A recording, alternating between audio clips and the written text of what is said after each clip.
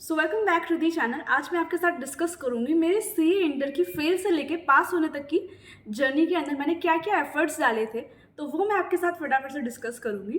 तो सबसे पहले जब मैंने टोटल तीन अटैम्प्ट दिए थे सीए इंटर के अंदर।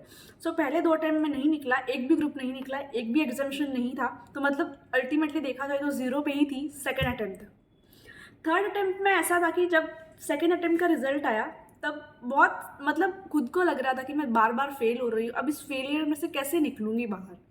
क्योंकि आपको ऐसा लगता है कि भाई मैं अगर इंटर क्लियर कर लिया तो फिर मेरा आर्टिकलशिप शुरू हो जाएगा एंड फिर कुछ नहीं, फिर देख लेंगे फाइनल में। बट इंटर क्लियर होना ही बहुत इंपॉर्टेंट था। तो इसकी वजह से मैंने टेस्ट सीरीज़ ली थी एंड मैंने चैप्टर वाइज टेस्ट सीरीज़ ली थी। और उसके अंदर मुझे मेरा टारगेट था कि मुझे इस चैप्टर की ये टेस्ट देनी है। तो उसके अकॉर्डिंगली मेरे शेड्यूल के अंदर 4 सब्जेक्ट की 4 चैप्टर की हर रोज़ टेस्ट होती थी। हालांकि मुझसे वो नहीं फॉलो हुआ, क्योंकि मुझे अभी चैप्टर पे डिपेंड करता है ना। ओवरहेड वाला चैप्टर कॉस्टिंग में बहुत बड़ा है, उसी के साथ तुम मुझे अमाल्गमेशन दे रहे हो एडवांस अकाउंट में, और उसी के साथ तुम अकाउंट्स में मुझे समझो दे रहे हो फाइनल अकाउंट वाला की प्रिपरेशन ऑफ फाइनल अकाउंट। तो वो अभी ये सारे चैप्टर्स बड़े हैं एंड मैं सबको ऐसे नहीं है ना कि 2 घंटे में कवर कर सकती हूँ। तो मैंने अपना टेस्ट सीरीज़ का शेड्यूल था वो थरोली फॉलो नहीं किया था। मुझे ऐसा लगता था कि 2 बड़े चैप्टर अगर मैं किसी सब्जेक्ट के कवर कर रही हूँ तो उसके साथ मुझे 2 थियोरी सब्जेक्ट चाहिए जहाँ मैं अच्छे से छोटे छोटे चैप्टर कवर कर लूँ। तो मैंने अपना टेस्ट सीरीज़ के अकॉर्डिंगली टाइम टेबल नहीं फॉलो किया, मैंने सिर्फ चैप्टर्स के क्वेश्चंस लिए एंड उसको हर चैप्टर जब मेरा कंप्लीट होता था पढ़ के तो मैं वो टेस्ट सीरीज सॉल्व कर लेती थी। एंड टेस्ट सीरीज में आपको इतने हार्ड क्वेश्चन पूछते हैं ना कि आपको मतलब आपके अंदर वो कॉन्फिडेंस जो है वो वहाँ थोड़ा टूट जाता है, बट उससे कैसे ओवरकम करना है वो आपको टेस्ट सीरीज में सिखाया जाता है। तो बेसिकली मैंने वही फॉलो किया। एंड अभी अगर हम करंट सिचुएशन की बात करें आपके अटेम्प्ट में, तो अभी आपके पास 2 महीने पूरे बचे, 2 महीने समझ लो बचे हुए हैं। हालांकि आज मतलब काफ़ी मतलब मई के भी मार्च के भी हमारे 2-3 दिन गुजर चुके हैं, बट फिर भी 2 महीने तो है अप्रॉक्सीमेटली। तो मैंने क्या फॉलो किया था इन 2 महीनों के अंदर। सबसे पहले मैंने अपने इफेक्टिव आवर्स कैलकुलेट किए। मुझे पता चल चुका था कि मेरे इफेक्टिव आवर्स जो है वो 6:30 सुबह 6:30 से लेके लंच मतलब कि 12:30 तक जो है वो मेरा इफेक्टिव टाइम है। तो मैंने इसके अंदर अपने जो वीक सब्जेक्ट थे, लाइक मैंने 2 अटेम्प्ट में हमेशा मैंने दोनों ग्रुप साथ में देने की कोशिश की। ऐसा मैंने नहीं सोचा कि ग्रुप एक फर्स्ट अटेम्प्ट में मतलब मैंने नहीं निकाला दोनों ग्रुप तो मतलब अभी मैं कुछ नहीं ग्रुप 1 ही दूंगी, और मैंने दूसरी बार भी मैंने फेल कर दिया। दूसरी बार भी फेल हो गई तो तीसरे अटेम्प्ट में फिर ग्रुप 1 जब तक नहीं क्लियर होगा तो मैं ग्रुप 2 नहीं प्रिपेयर करूँगी। ऐसा मेरा बिल्कुल भी मतलब मेरी अप्रोच ऐसी नहीं थी। मैंने थर्ड अटेम्प्ट में दोनों सब्जेक्ट के लिए प्रिपेयर, दोनों ग्रुप के लिए प्रिपेयर किया। सो सुबह ऑडिट खत्म किया, 6:30 टू लेके 8:30 तक जितना ऑडिट हुआ उतना कंप्लीट हो गया। उसके बाद मेरा सब्जेक्ट शुरू होता था EISM।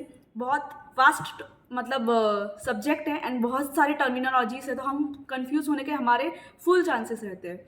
तो ये दोनों सब्जेक्ट फिर मैं ऐसा करती थी कि 6:30 टू लेकर 10:30 या 11 इस आवर्स के अंदर मैं कंप्लीट कर दूँगी। तो मेरे दोनों वीक सब्जेक्ट जो थे वो मैंने सुबह ही ख़त्म कर दिए, मतलब मेरा टेंशन ख़त्म।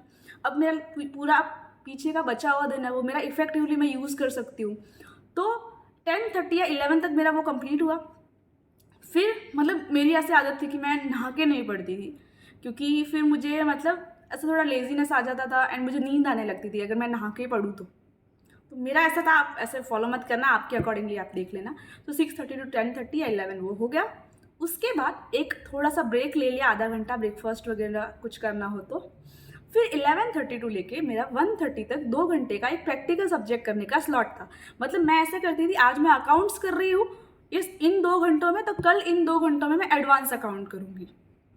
फिर जब मेरा लंच ब्रेक होता था तो मैं 1 घंटे का समझ लो लंच ब्रेक, पावर नैप सब हो गया। 2:30 से फिर से बैठती थी, 2:30 टू लेके मैं अपना 5 o'clock तक, यस 2:30 से लेके 5 o'clock तक मैं कॉस्टिंग करती थी या फिर FM करती थी। अगर आज मैंने कॉस्टिंग किया तो मैं कल FM करती थी। फिर ब्रेक लिया, फिर 5:30 टू लेके 6 और 7:30 तक फिर और कोई सब्जेक्ट, जैसे कि मैं डायरेक्ट टैक्स हमेशा करती थी। मतलब उसमें मेरे कोई बीच में मतलब उन सब्जेक्ट के बीच में मैं किसी को नहीं आने देती थी। तो डायरेक्ट टैक्स का मैंने 3 महीने रोज़ रिविजन किया। तो वो वाला स्लॉट मेरा पक्का बुक हो गया।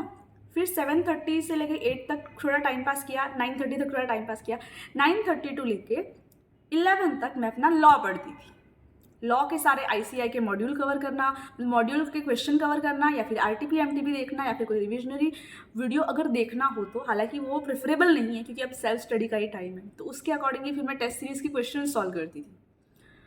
फिर अपना 11, हाँ तो मतलब 9:30 to 11 का ये बुक हो गया।